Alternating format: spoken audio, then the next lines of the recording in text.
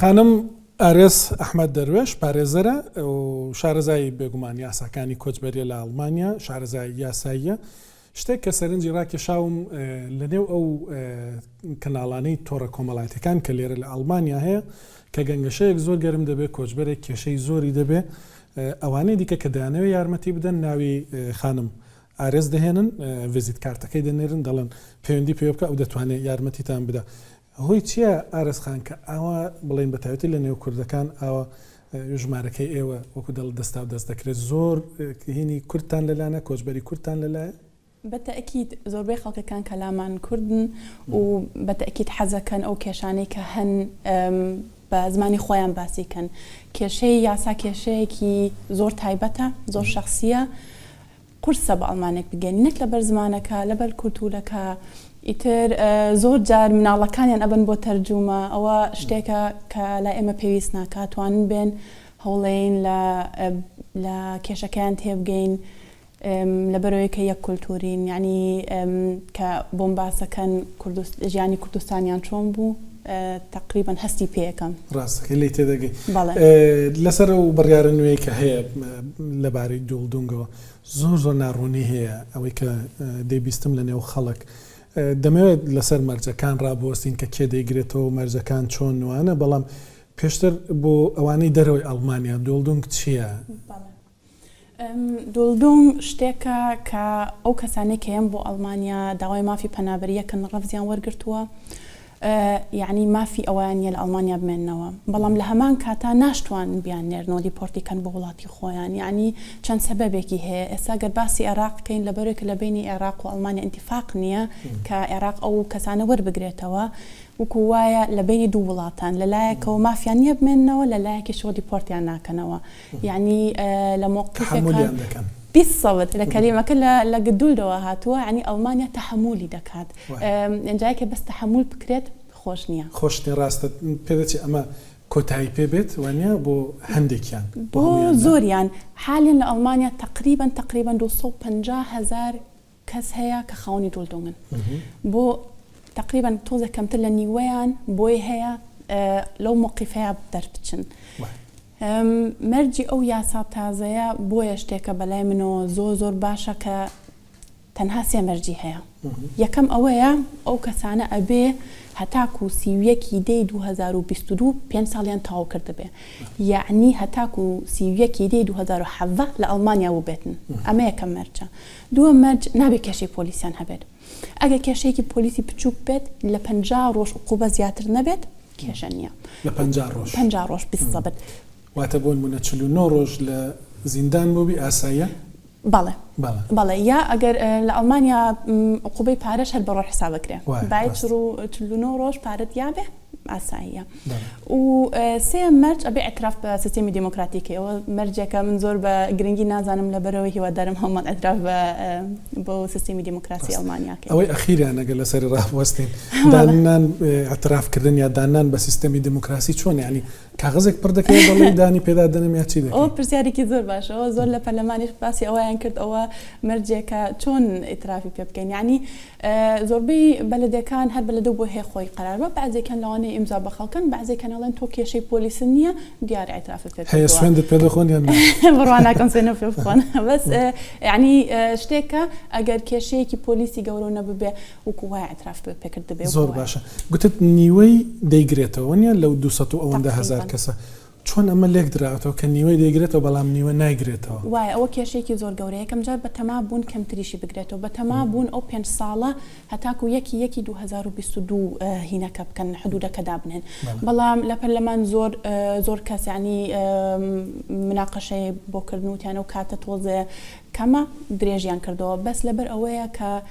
زۆر کەس هەن لە ئەڵمانیا کە حەز ناکەن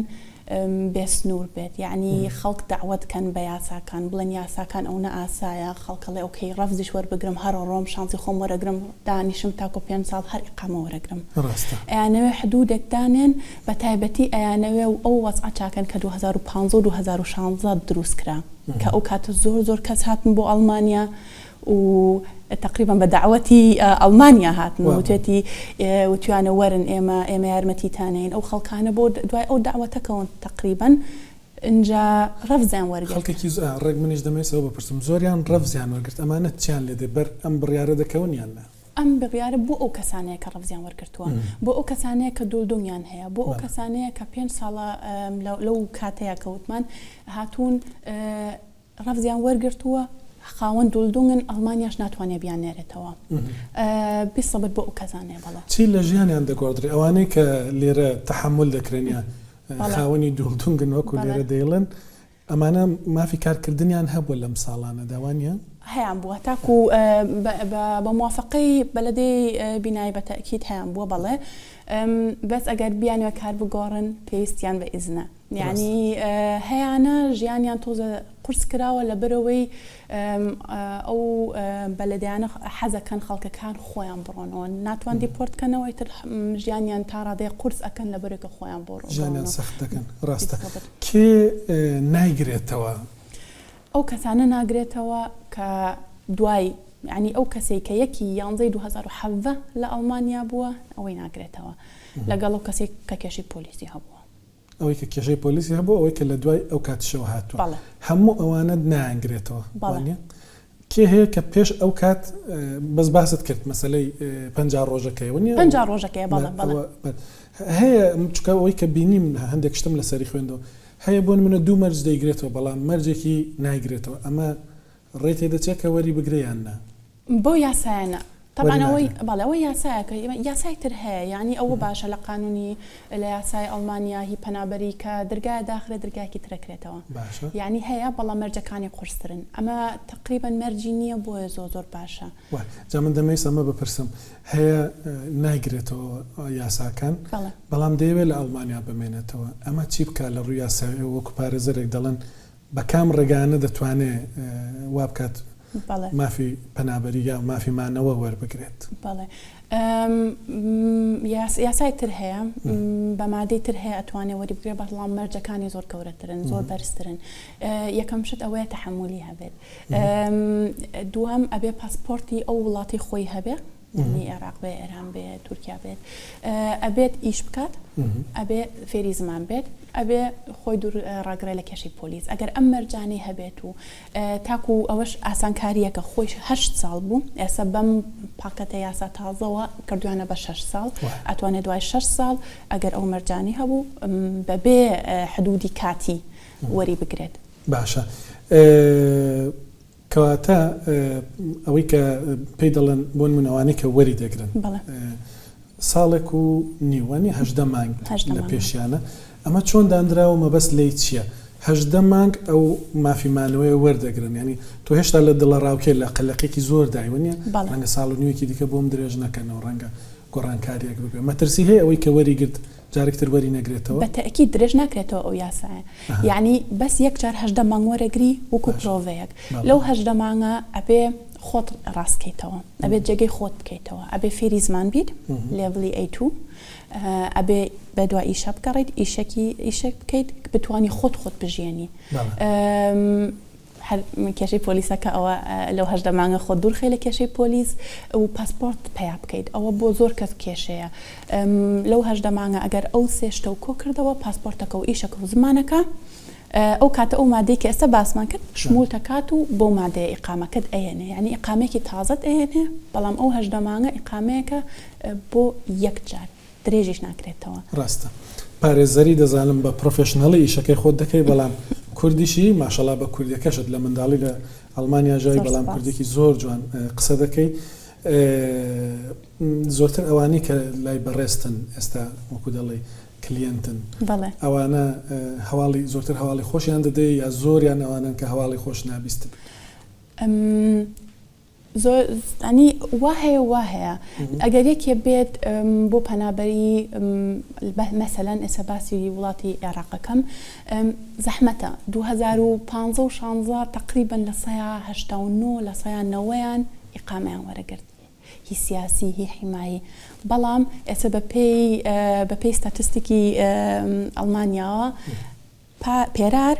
ئەو لە 90 بۆ لە 30 یعنی لەوەیە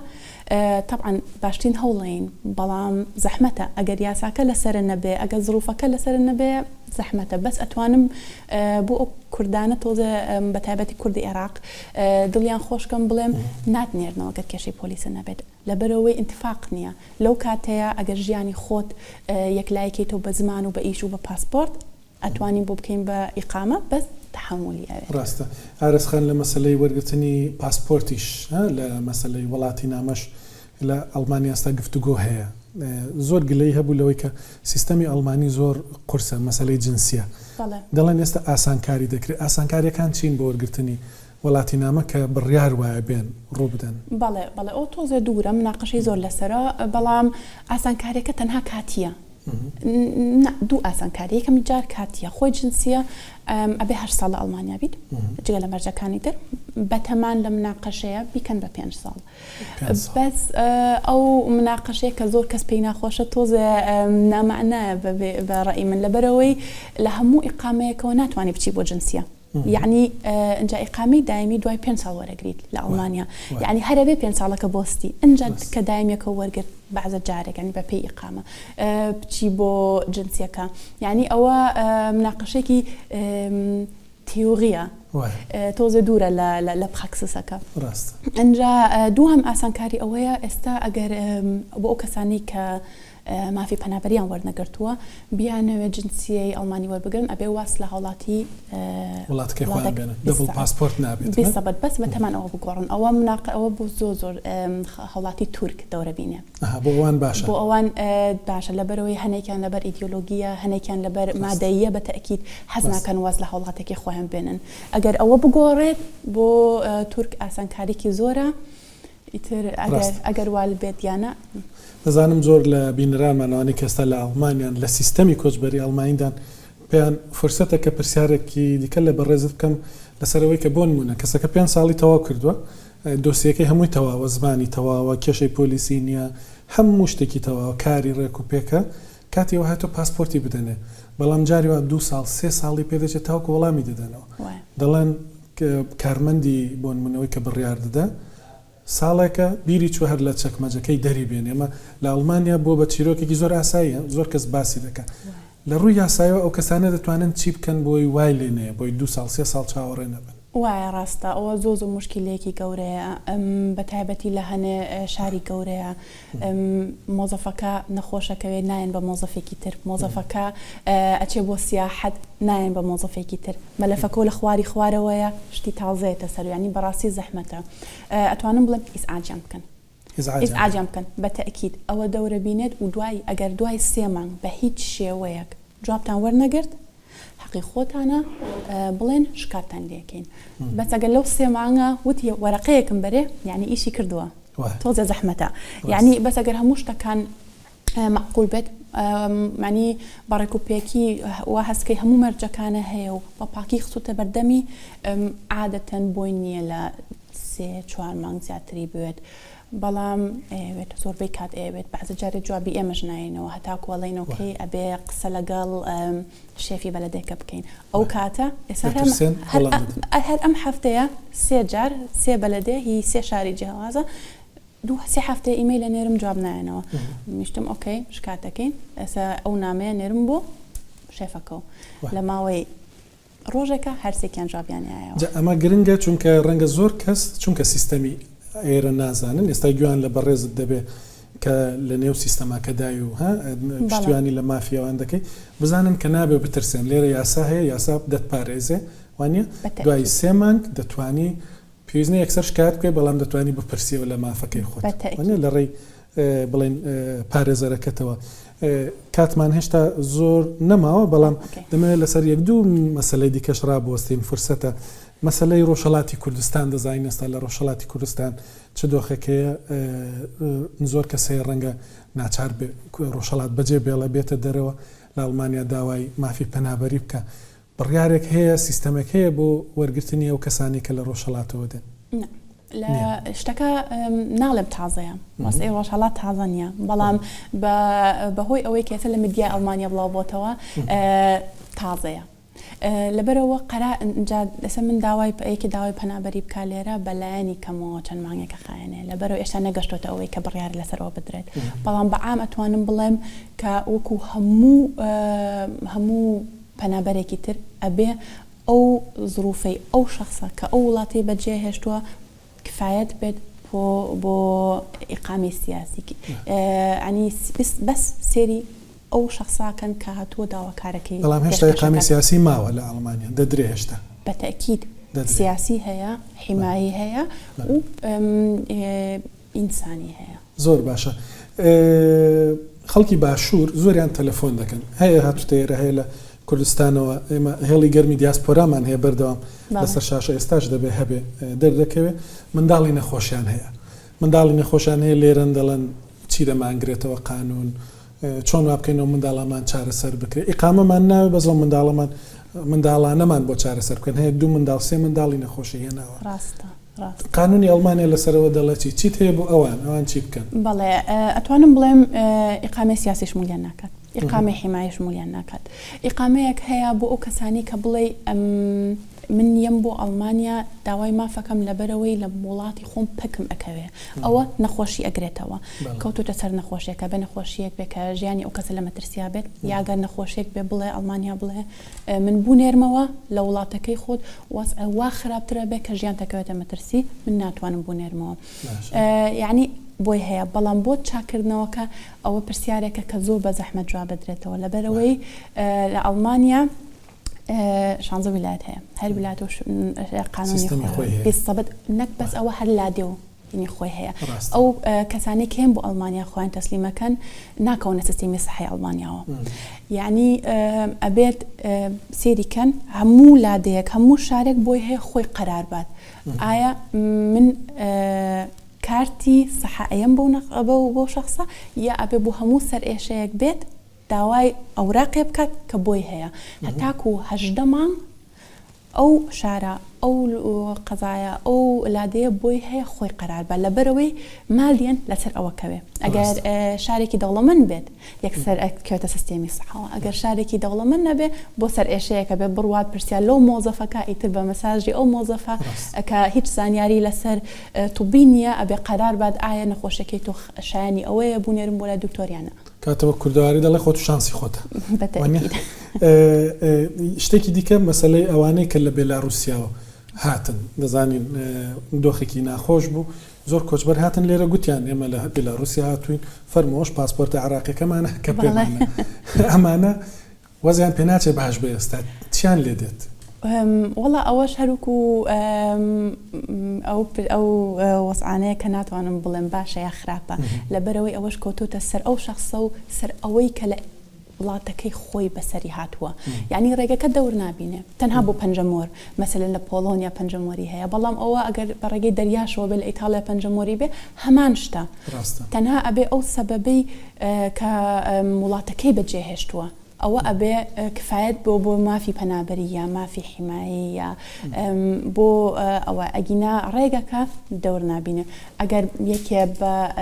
بە ڕێی بەلاروسەوە بێ بڵێ من مەسەلەن مادیەن وەزعم زۆر خراپ بووە بەڵام ئەڵمانیا زانێت کە ئەو ڕێگەیەکی هەرزان نەبووە ڕەنگە باوەڕی پێ نەکەن بەڵام بۆ مافی پەنابەریەکە ڕێگەکە دەور نابینێ زۆر باشە خانم مارێز ئەحمەد دەروێش پارێزەر شارەزای یاساکانی ئەڵمانیا زۆر سوپاس دەکەم زۆر سپاس بۆ داوەتەکە زانیاریەکان سوپاس